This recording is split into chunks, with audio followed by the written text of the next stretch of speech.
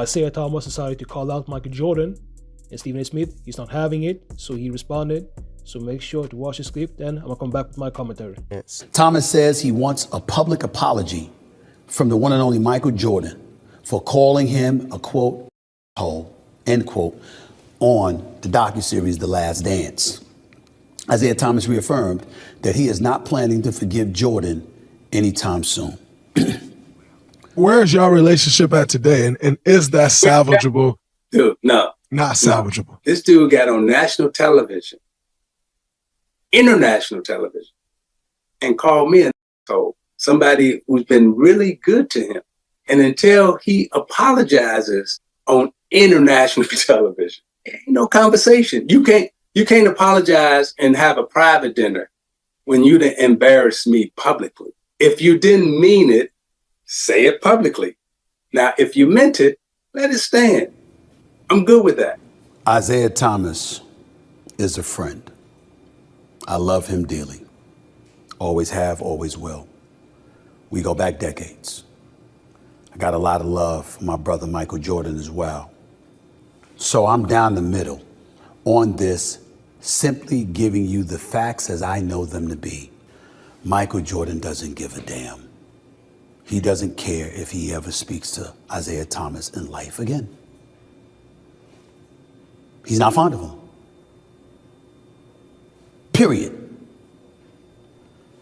Michael Jordan feels the way that he feels about Isiah Thomas, dating back to their competitive days when Michael Jordan was on the come up as a member of the Chicago Bulls and Isiah Thomas was winning championships, competing for championships, fending off Boston and LA before ultimately capturing back-to-back titles in the late 80s.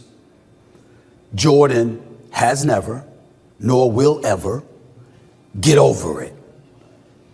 Some of the stuff that transpired in his mind, it is what it is. He's not going to like Bill Laimbeer. He tolerated Rodman because he needed Rodman to ultimately help him win a three-peat the second go-round in Chicago in the late 90s. But Jordan is just not that fond of Isiah Thomas. Whether it's justified or not is for them to discuss. As it pertains to Isiah Thomas, here's what he has to understand. I love the quote that Isiah Thomas gave Draymond Green. I'm actually proud of my man for giving that quote. You know why? Because I believe Isiah cared too much. Once his playing days were over and he was ultimately going to become a part owner and ultimately going to become a coach and ultimately going to become a president of basketball operations, along with a bevy of other things that Isiah Thomas does because he's absolutely positively brilliant as a businessman and he's always got opportunities and he's always making things happen. I personally felt that Isiah Thomas cared too damn much about what Jordan or somebody else said. If somebody don't like you or somebody considers you an asshole, hell with them. They ain't making anything more difficult for your life. That's just one less person to wonder about. You know where they stand and you move on. In my opinion, that wasn't always Isiah Thomas. He actually cared. And it actually hurt him a great deal when Jordan said he was an asshole in The Last Dance docuseries. When, in my opinion, it should have neither been a surprise, nor should it have been anything he cared about. Because everyone knows that Isiah Thomas is one of the greatest players and the greatest point guards in the history of basketball. And everybody knows Jordan is one of, if not the greatest, who has ever lived. Both of them are universally respected. Both of them belong in the same room in the Hall of Fame. There's an elevated room. There's levels. There might be a Hall of Fame building, but there's a third floor, second floor, third floor. Third floor, second floor, first floor.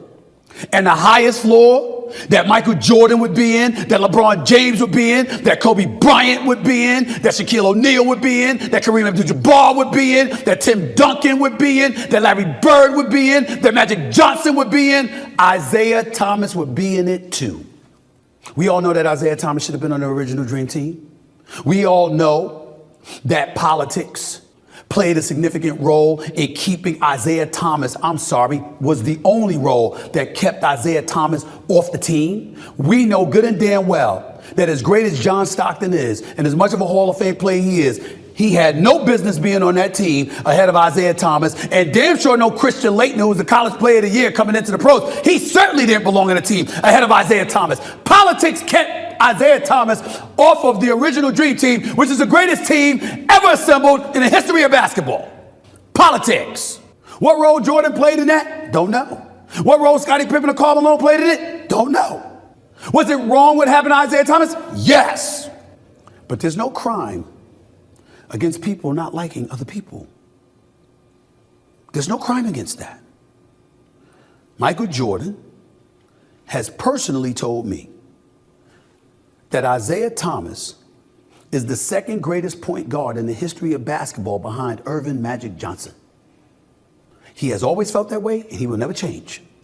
Isiah Thomas has personally told me that he was grateful to Jordan forever because when he was an owner for the Toronto Raptors as an expansion team, Jordan had a game the night before, and he swore that Jordan may not have come to Toronto because it was the second night of a back-to-back, and because he might not have wanted to help Isiah. And Jordan showed up and showed out. And because of that, Isiah Thomas was always appreciative and respectful. But in the end, if people don't get along, they don't get along. And the greatest part of that video was that Isiah Thomas said, hey, that's how you feel about me, stand on it. Until he apologizes, I don't have anything to say to him. That's cool.